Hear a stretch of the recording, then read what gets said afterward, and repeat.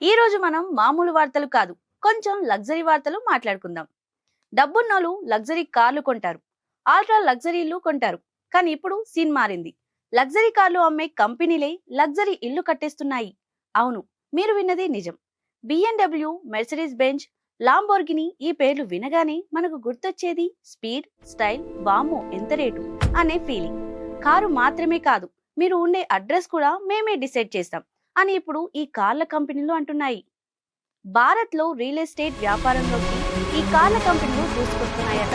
అంటే ఇంకో ఏడాదిన్నరలో మనం బెంజ్ విల్లాలో ఉండి బిఎండబ్ల్యూ అపార్ట్మెంట్ రెంట్కు ఇచ్చుకునే పరిస్థితి రావచ్చు. ముంబై, చెన్నై, హైదరాబాద్, బెంగళూరు, గుర్గావ్, అబ్బో మన హైదరాబాద్ కూడా ఉంది ఈ కార్ల కంపెనీల రియల్ ఎస్టేట్ లిస్ట్ లో. మెర్సిడీస్ బెంజ్ వాళ్ళు గుర్గావ్ లో బ్రాండెడ్ రెసిడెన్షియల్ ప్రాజెక్ట్ కోసం డెవలపర్లతో మాట్లాడుతున్నారట. అంటే ఇంటి గోడల మీద చిన్న బెంజ్ లోగో ఉంటుందేమో, లేదా లిఫ్ట్ నొక్కగానే ఇంజిన్ స్టార్ట్ అయినట్టు బ్రూమ్ బ్రూమ్ సౌండ్ వస్తుందేమో. ఇక లాంబోర్గిని సంగతికి వస్తే, వాళ్ళ ప్రమోటర్ టోనీనో లాంబోర్గిని ముంబై, చెన్నైలో ప్రాజెక్టుల కోసం స్థలాలు చూస్తున్నారట. ఈయన ఆల్రెడీ దుబాయ్, మియమ్మిలో ఇల్లు కట్టేశారు. ఇక బిఎండబ్ల్యూ సంగతి, వీళ్ళు కొంచెం కన్ఫ్యూజన్ లో ఉన్నారు. ఇల్లు కట్టాలా లేక డిజైన్ కన్సల్టెన్సీ సర్వీసులు ఇవ్వాలా అని ఆలోచిస్తున్నారు. అంటే మనం కట్టుకునే ఇంట్లో కిచెన్ ఇక్కడ పెట్టు, బాత్రూమ్ అక్కడ పెట్టు అని సలహాలు ఇస్తారనమాట.